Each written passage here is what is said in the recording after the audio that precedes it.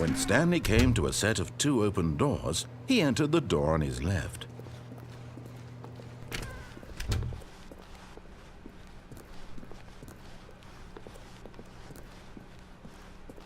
Yet there was not a single person here either.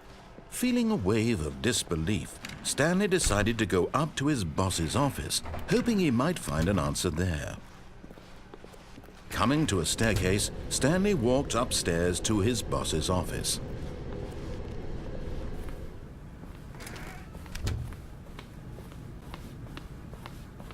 Stepping into his manager's office, Stanley was once again stunned to discover not an indication of any human life. Shocked, unraveled, Stanley wondered in disbelief who orchestrated this, what dark secret was being held from him. What he could not have known was that the keypad behind the boss's desk guarded the terrible truth that his boss had been keeping from him, and so the boss had assigned it an extra secret PIN number, 2845. But of course, Stanley, yet incredibly, by simply pushing random buttons on the keypad, Stanley happened to input the correct code by sheer luck. Amazing. He stepped into the newly opened passageway.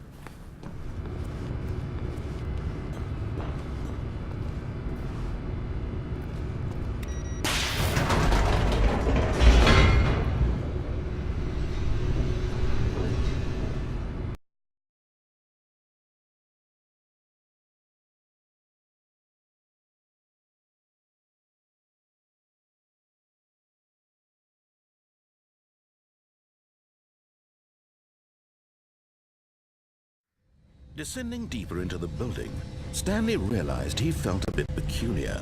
It was a stirring of emotion in his chest, as though he felt more free to think for himself, to question the nature of his job. Why did he feel this now, when for years it had never occurred to him? This question would not go unanswered for long.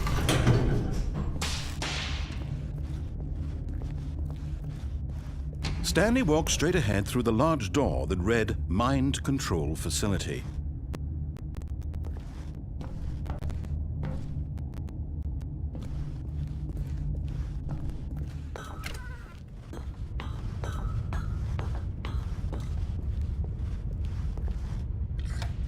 The lights rose on an enormous room packed with television screens.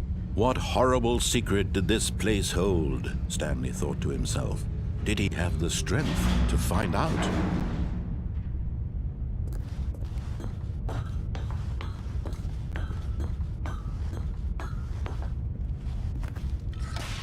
Now the monitors jumped to life, their true nature revealed.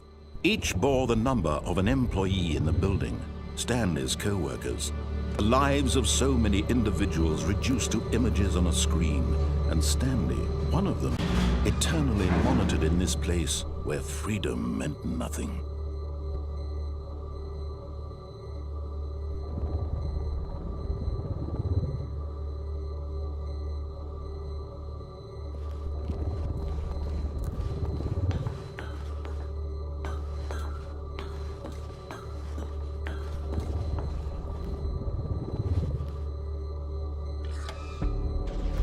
This mind control facility, it was too horrible to believe. It couldn't be true. Had Stanley really been under someone's control all this time? Was this the only reason he was happy with his boring job? That his emotions had been manipulated to accept it blindly?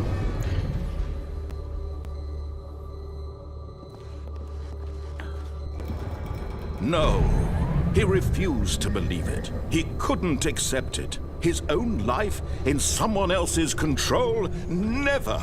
It was unthinkable, wasn't it? Was it even possible? Had he truly spent his entire life utterly blind to the world? But here was the proof, the heart of the operation. Controls labeled with emotions, happy or sad or content, walking, eating, working, all of it monitored and commanded from this very place. And as the cold reality of his past began to sink in, Stanley decided that this machinery would never again exert its terrible power over another human life. For he would dismantle the controls once and for all.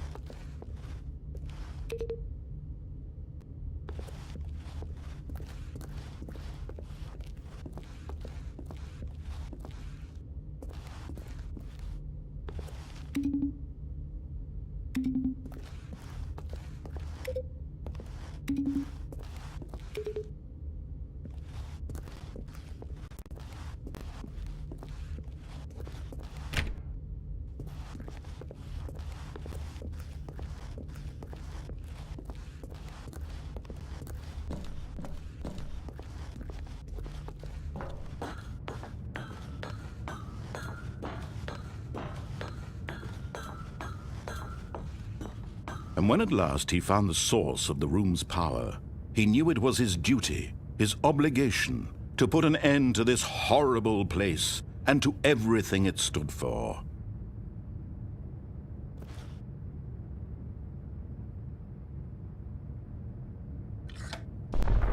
Oh, Stanley, you didn't just activate the controls, did you? After they kept you enslaved all these years, you go and you try to take control of the machine for yourself. Is that what you wanted? Control? Oh, Stanley, I applaud your effort, I really do. But you need to understand, there's only so much that machine can do. You were supposed to let it go, turn the controls off, and leave.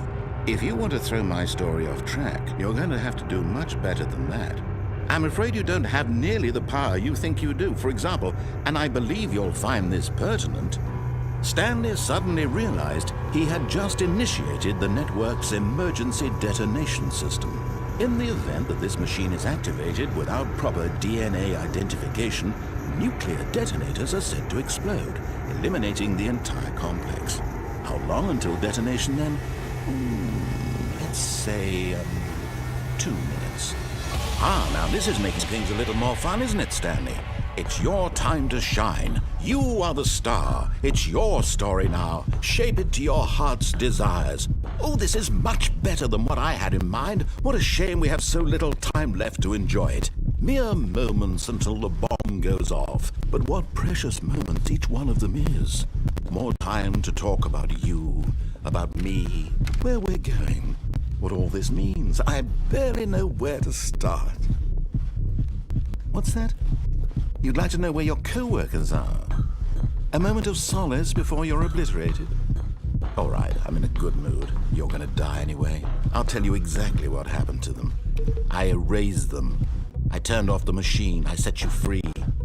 Of course, that was merely in this instance of the story. Sometimes when I tell it, I simply let you sit there in your office forever, pushing buttons endlessly and then dying alone. Other times, I let the office sink into the ground, swallowing everyone inside, or I let it burn to a crisp. I have to say this, though, this version of events has been rather amusing. Watching you try to make sense of everything and take back the control wrested away from you, it's quite rich. I almost hate to see it go. But I'm sure whatever I come up with on the next go-around will be even better. My goodness, only 34 seconds left. But I'm enjoying this so much. You know what? To hell with it. I'm going to put some extra time on the clock. Why not? These are precious additional seconds, Stanley. Time doesn't grow on trees. Oh dear me, what's the matter, Stanley? Is it that you have no idea where you're going or what you're supposed to be doing right now?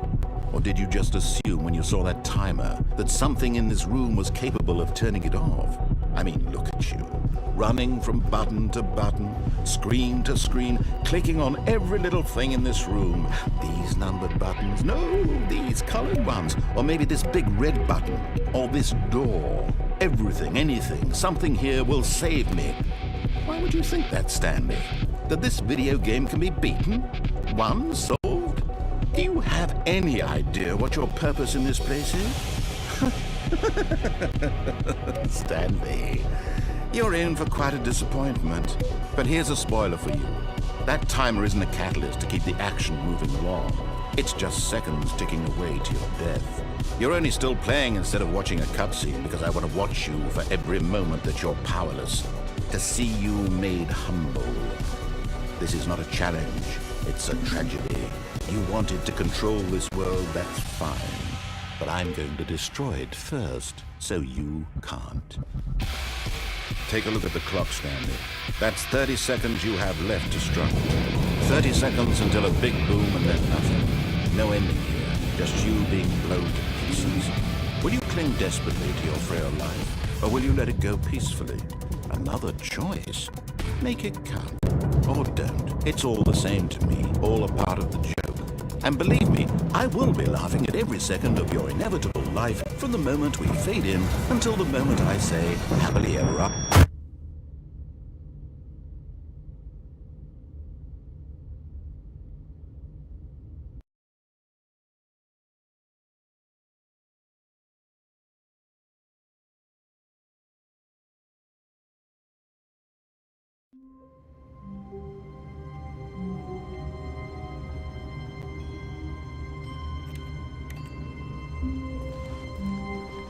All of his co-workers were gone. What could it mean? Stanley decided to go to the meeting room. Perhaps he had simply missed a memo.